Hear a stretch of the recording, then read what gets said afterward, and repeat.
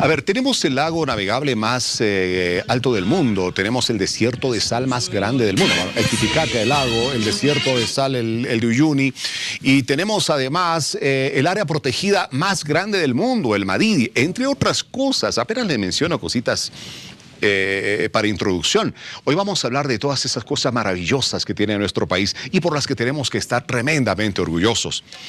Quiero presentarles a nuestros dos primeros invitados esta noche. Están conmigo Andrés Guzmán, diplomático, lo conocen ustedes muy bien, economista.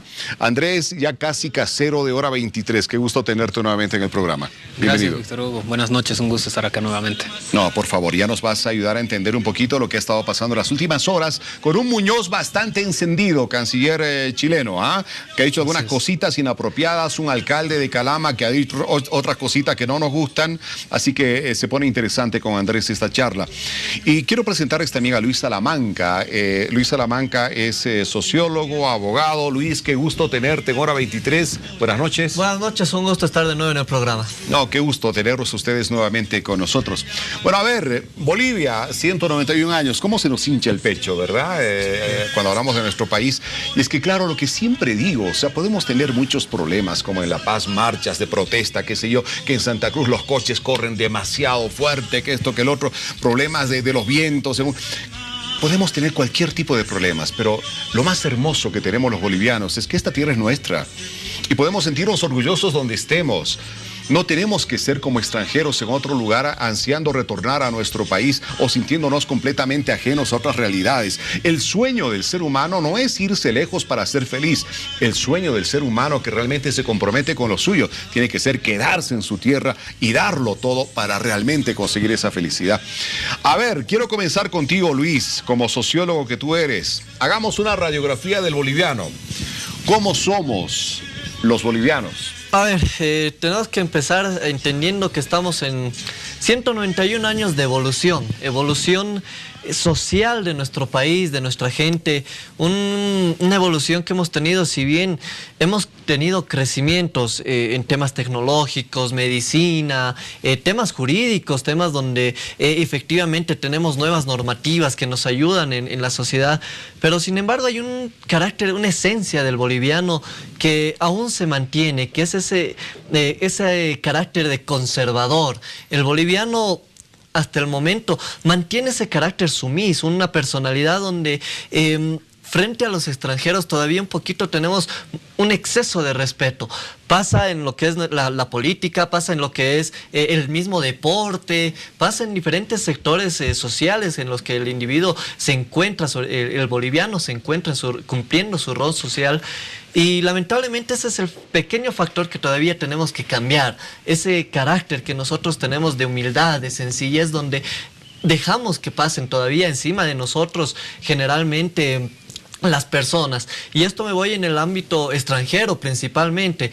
Ejemplos más seguramente lo vamos a ir dando por el tema de las acciones que estamos teniendo, por ejemplo, internacionalmente, nuestra famosa demanda marítima, el tema del Silala, acciones donde el boliviano está adaptando un carácter más que jurídico, un carácter histórico, buscando la lástima, ¿no? Discúlpeme, no estoy metiéndome en temas políticos, ¿no? Pero, por ejemplo, me voy al tema de la demanda marítima. Nosotros estamos en una demanda donde estamos yendo por el tema histórico, por el tema que nos tengan lástima porque hemos perdido el mar, buscando la negociación, pudiendo buscar el incumplimiento de tratado y suspender ese tratado y no buscar un corredor de Narica, buscar todo el territorio que hemos perdido, que es factible. A ver, aquí ya has puesto interesante la cosa, ya lo has puesto interesante porque tenemos nada menos que Andrés Guzmán, que precisamente es un experto de la materia. A ver, ¿se puede proceder como nos dice Luis Salamanca o Luis está yendo demasiado lejos con esto? Bueno, sí se puede, ¿no? De hecho, lo que hay que demostrar es que hay un incumplimiento grave del tratado, una violación que afecta a la misma esencia del tratado, ¿no? Eso sí, seguramente sí se lo puede demostrar, pero naturalmente que es difícil, es complicado. No, bueno, de hecho a eso apunta la última visita que realizaron autoridades bolivianas que fueron maltratadas como quisieron los chilenos, ¿no es cierto?, ahí en su territorio. territorio y precisamente se está elevando ese reclamo ante organismos internacionales. O sea, no se respete el Tratado de 1904, por lo tanto, bueno, de alguna manera, lo que dice Luis, ya con un poquito más de carácter, el gobierno está tratando de mostrar esta realidad ante el mundo. Sí, sí, y bueno, la demanda efectivamente no está apuntando hacia el tratado, sino a las negociaciones que han habido después y los incumplimientos que han habido de diferentes compromisos que ha asumido sería como otro Chile. frente de ataque, digamos. Claro, ¿no? Estamos yendo por otro lado, porque es esa la... creo que donde está la fuerza jurídica que tiene Bolivia, porque como digo, sería mucho más difícil demostrar que existe una violación flagrante y además que hace a la misma esencia del tratado, ¿no? Los incumplimientos sobre el libre tránsito, si bien son importantes, no afectan a lo que rige el tratado en términos territoriales, ¿no? En cambios de territorios, de lo que sería cambiar efectivamente el tratado de manera que Bolivia recupere lo que fue suyo, ¿no? Lo que tal vez sí podría llevarse a una corte es la desviación del río Caquena, que creo que alguna vez hemos hablado del tema, lo hemos comentado. Es un caso grave porque el río Caquena define la frontera, ¿no? El curso de sus aguas son la misma frontera debido a que el Tratado de 1904 señala que la frontera seguirá el curso del río Caquena.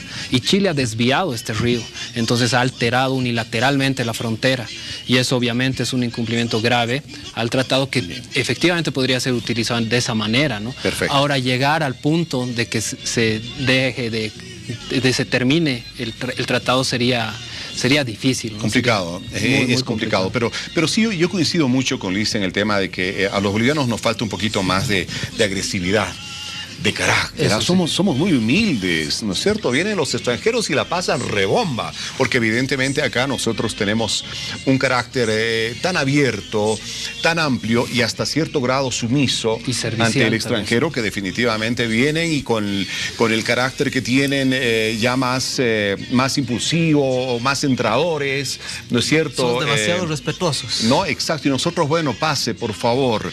¿Esto nos hace bien o nos hace mal? A ver, hay que saber separar estas situaciones.